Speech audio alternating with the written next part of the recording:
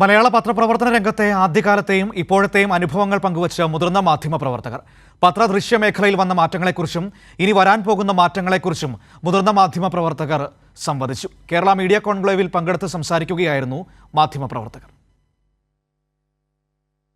Kerala media academy സംഘടിപ്പിച്ച Kerala media കോൺക്ലേവിൽ മലയാള പത്രപ്രവർത്തനം 175 വർഷം എന്ന വിഷയത്തിൽ സംസാരിക്കുകയായിരുന്നു മുതിർന്ന മാധ്യമപ്രവർത്തകർ. ആശയമില്ലാത്ത പത്രങ്ങളെക്കുറിച്ച് സമൂഹത്തിന് ഒരു കാര്യവുമില്ലെന്ന് കേരള മീഡിയ അക്കാദമി മുൻ ചെയർമാൻ തോമസ് ജേക്കബ്. അന്ന് നമ്മളെ പോലൊരു സാധാരണക്കാരൻ്റെ പേര് പത്രത്തിൽ വരാൻ ഒരു മാർഗവുമില്ല. അന്ന് DYFI ഇല്ല, KSU ഇല്ല, SFI ഇല്ല, പള്ളി സംഘടനകളും ഒന്നുമില്ലാത്തൊരു കാലത്ത്. അപ്പം അതൊരു ഭയങ്കര പ്രചോദനമായിരുന്നു. 2 രൂപ പ്രതിഫലവും കിട്ടും, നമ്മുടെ പേര് വീക്കിലി പബ്ലിഷ് ചെയ്യുകയും ചെയ്യും. അങ്ങനെ എല്ലാവരും അദ്ദേഹത്തിൻ്റെ വീക്കിലേക്ക് ഫലങ്ങൾ അയച്ചു കൊടുക്കും.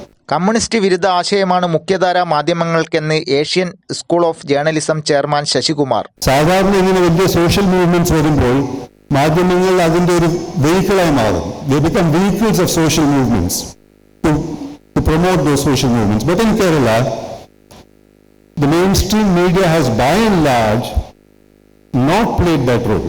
അതൊരു പ്രത്യേകതയാണ്. And yet the people have recognized that and overcome that. അതുകൊണ്ട് you find two different ways in which how the media are performing. ഇപ്പോൾ ഓൾ ഇന്ത്യ തലത്തിൽ നോക്കുകയാണെങ്കിൽ the performance of the media by and large is pathetic.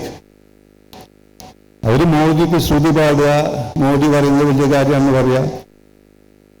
അപ്പോൾ കേരളത്തിലെ പത്രങ്ങൾ പോലും ഇവിടെയുള്ള ഗവൺമെന്റിന് അത് ലോക്കൽ പോളിറ്റിക്സിനെ പറ്റി ഒരു അഭിപ്രായം, നാഷണൽ പോളിറ്റിക്സിനെ പറ്റി സംസാരിക്കുന്നത് വളരെ സൂക്ഷിച്ചിട്ടൊക്കെ പറയുള്ളൂ.